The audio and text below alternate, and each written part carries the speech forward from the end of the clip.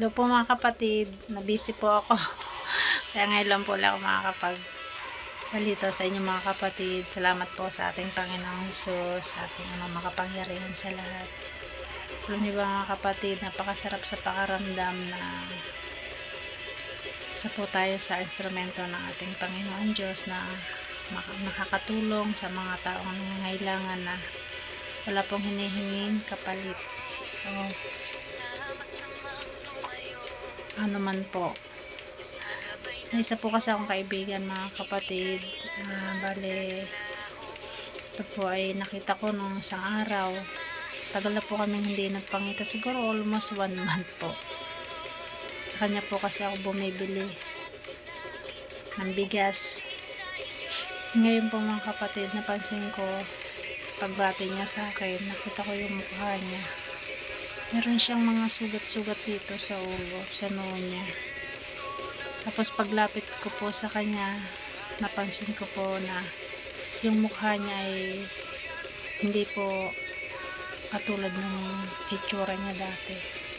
Napansin ko po kapatid na parang may something po ba na nagmukha po siyang hindi magandang itsura.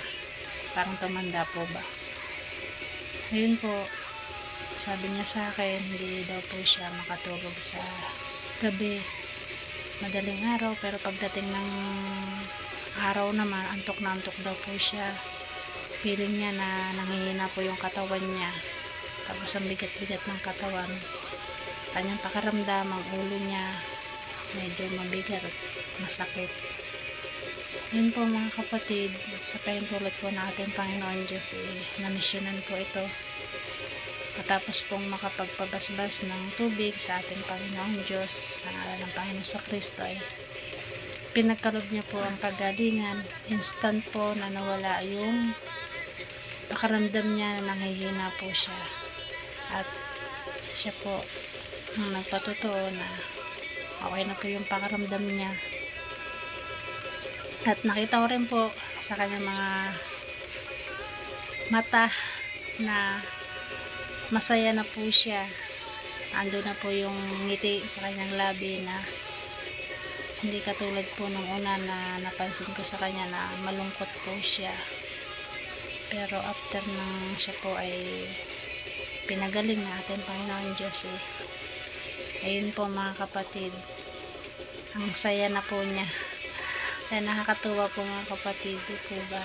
Kaya in-advise ko lang po sa kanya na ang ating Panginoong Hesus po ay kilalanin na Diyos, sapagkat meron po kasi siyang relihiyon na hindi po siya naniniwala na ang Panginoong Hesus daw po ay hindi Diyos, tao lang daw po siya. Pero sa pagkakataong yun mga kapatid, nag-base ko sa kanya, maniwala ka na po na ang ating Panginoong Diyos, ang ating Panginoong Hesus ay Diyos.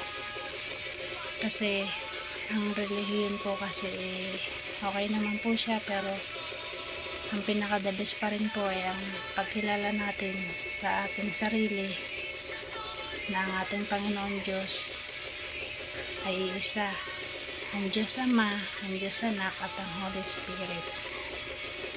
Kaya pinakamahalaga po talaga ay ang relasyon po natin sa ating Panginoong Diyos. At ang relihiyon po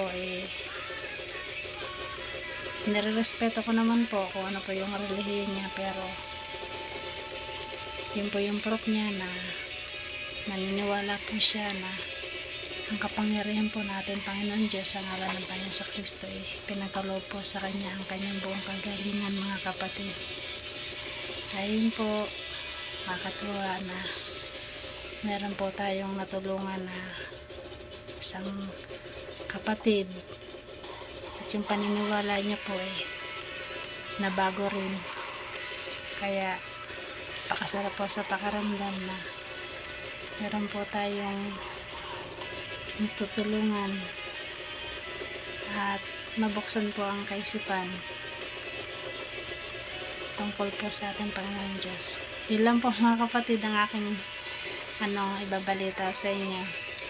Patuloy lang po tayo mga kapatid na manalangin marami naman pong pagsubok, ganun po talaga, kailangan po tayong kumapit sa ating Panginoon Diyos nang mapaglampasan po natin ang lahat po ng pagsubok. Ako man po ay sinusubok rin, kaya medyo rin po na hindi ako nakapag-video kasi may pinagdaraanan din po ako, pero alam ko po na kay Lord, sa ating Panginoon Jesus lang po tayo babangon. Sige po, bye po mga kapatid. Bye.